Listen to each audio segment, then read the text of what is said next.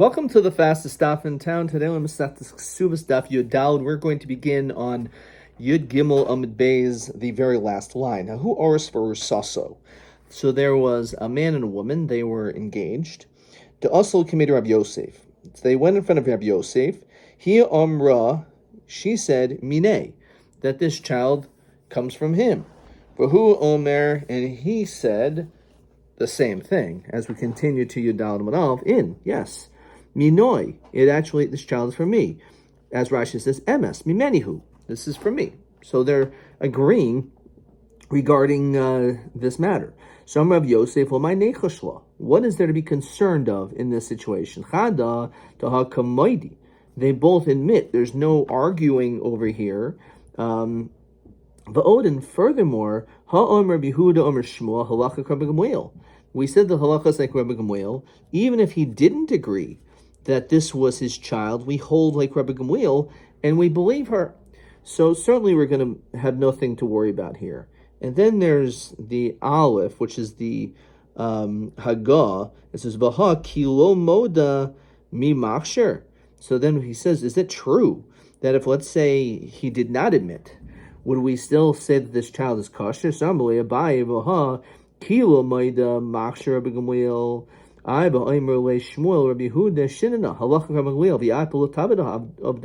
shouldn't hold like him. There has to be Rov Ksherim to follow like him. If he didn't agree, we wouldn't believe her. So how could we say over here that, it doesn't matter, even if he didn't agree, we would still believe? What do you mean? It's Rov Psulim. You can ask the question. You said it's the halacha, but don't do it? What does that mean? Oh yeah, this is what the halacha is, but just don't follow the halacha. One is talking about lechatchila, as Rashi says, im b'koyin limolech lebeistin, but beistin, if kohen would come to beistin, l'sharinin l'kainsa, we're not going to allow her to marry him. However, if let's say they already were married, if let's say they were already married, so okay, we're not going to say that they have to leave this relationship. So we're not going to do that. And therefore, this is how we understand this here too. This situation of an arson or sasso, even though it's not nesuin, but we say it's considered to be ka'oros dami, like they're married. And Rashi, this is the answer to question 28. L'chachil ein matirin, u'b'di'eved ein oisrin al ha'oros. B'di'eved, we're not going to answer the oros because of this. Okay. Rami le Abaye lo Rabba. So Abaye asked a question. Miyom Rabbi Shmuel enu nemenes. Is it really true that Rabbi Shua says that she's not believed? Says Rashi, al maloi mukminin la chazaka, which means we're not going to put her on her chazaka. Or minhu ha'id Rabbi Yeshua, Rabbi Yehuda ben Beseira, al amanas Isa. We'll discuss what this is. Literally, a widow of dough. She kshir kahuna. So apparently, according to him, he is lenient. So how come in our case he's strict? So in our case, he doesn't hold of her chazaka, but by almanas Isa, yes. Says Rashi, what is almanas Isa? And as Tosfos talks about this, look at just the Rashi. Shehi ba mikoyach safek chol. She's coming as a doubt of a chol, as we'll see later on.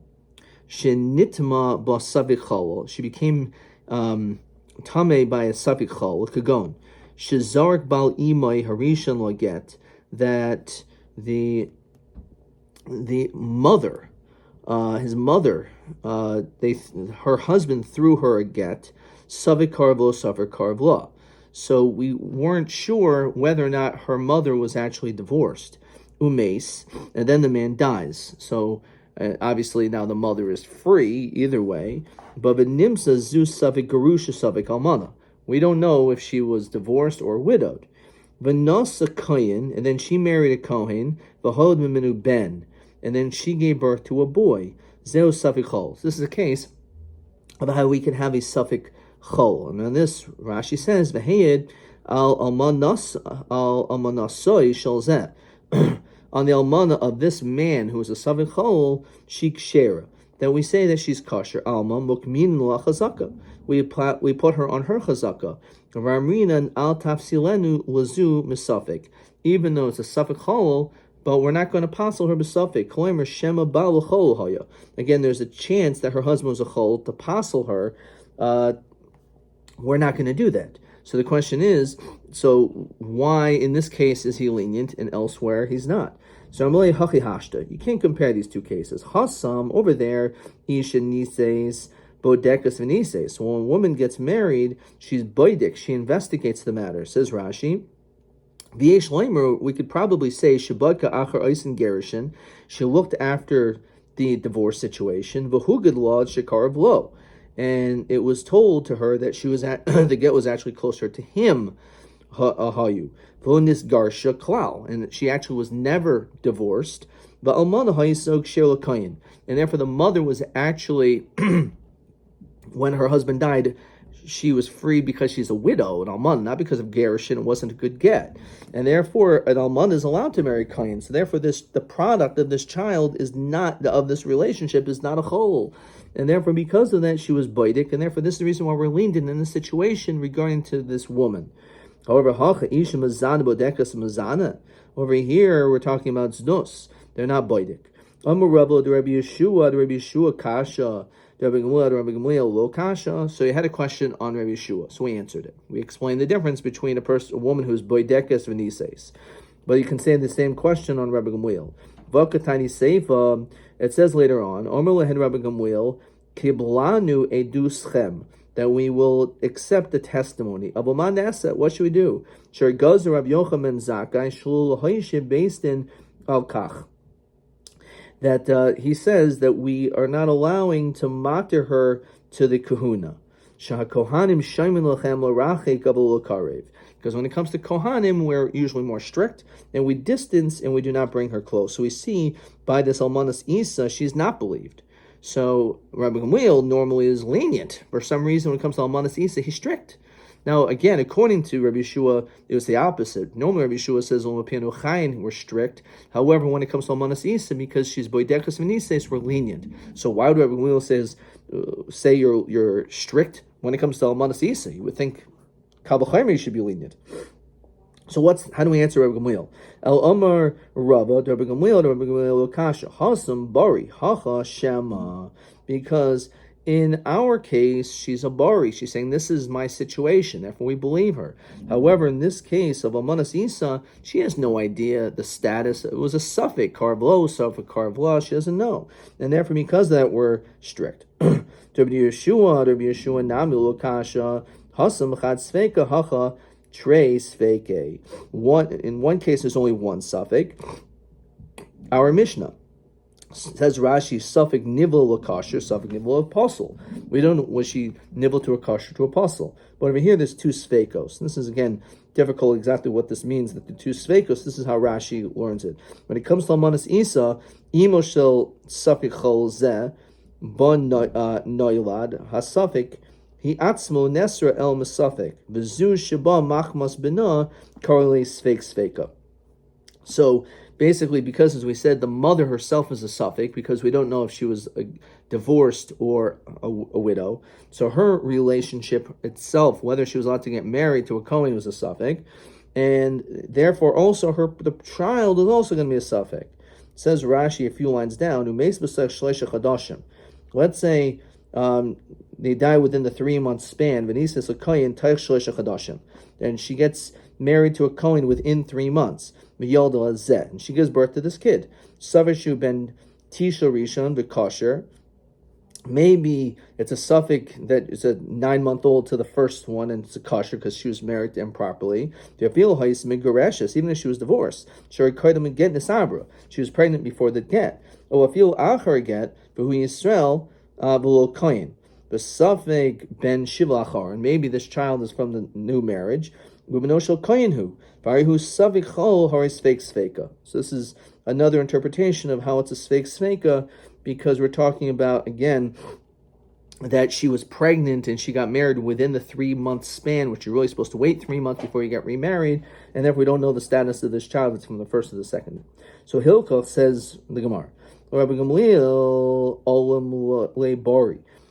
The fact that she's confident is very strong. Even though there is just one suffix, it's possible that she was nivel to a kosher or to apostle. He says it doesn't matter. We're still lenient. Where it's so strong that we're going to listen to her. But kiluhu shema. Even when it comes to Almanas Isa, which is a Sfeik, which where you think you would be lenient by her, but because she has no idea, so therefore he is strict. So could it's all totally on a Bari or a Shema. If a Bari, then we'll listen to her. If it's a Shema, we're never going to listen to her, even against a Sfeik. Rabbi Yeshua, Bari Nami Apostle. It doesn't matter if she's Bari. If there's just one suffix, that Bari is not enough to remove the suffix.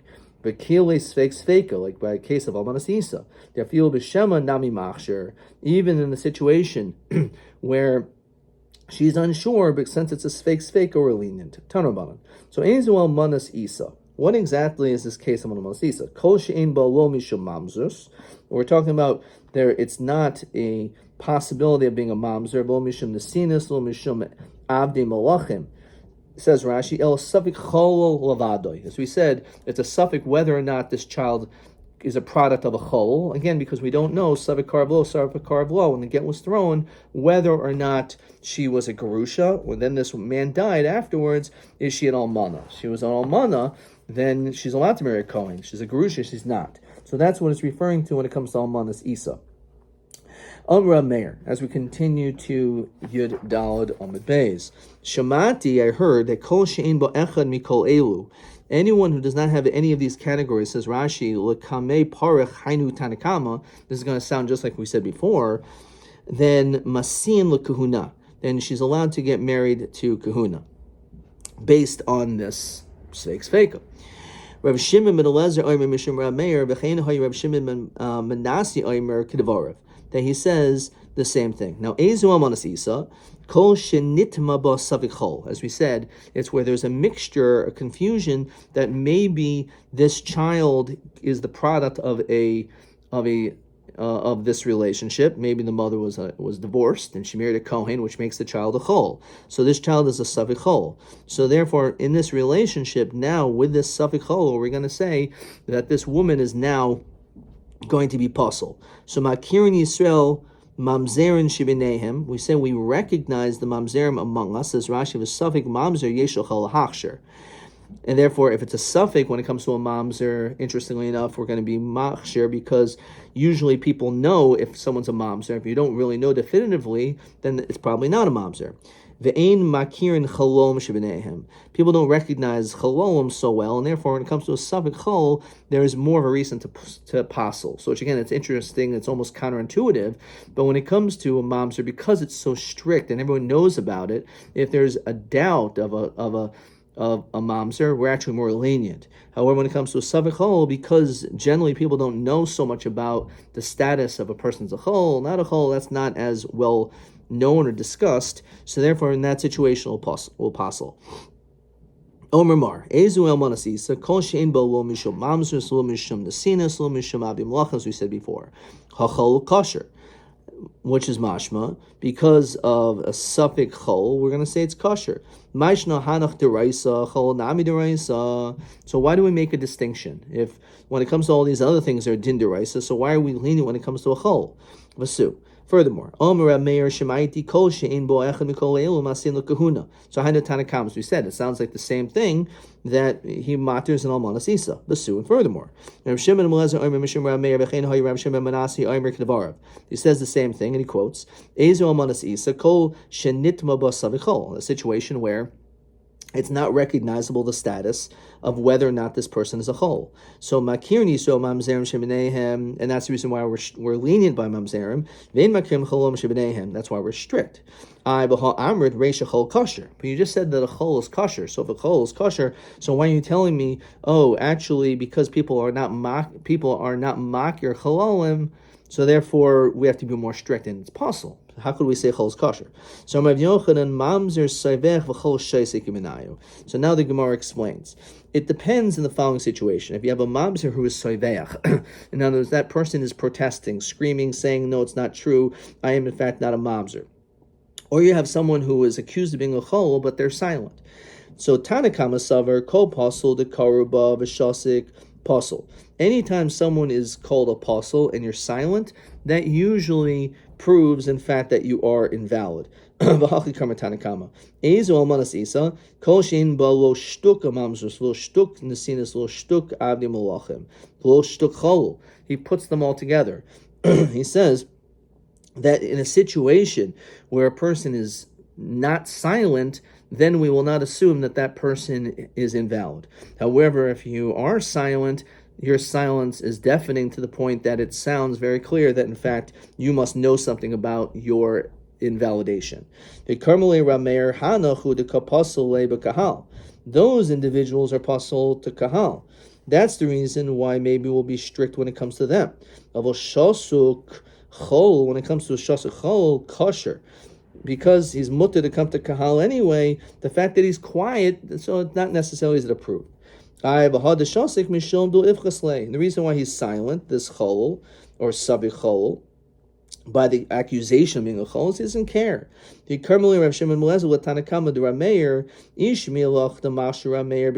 he actually allows someone who's silent by a chol,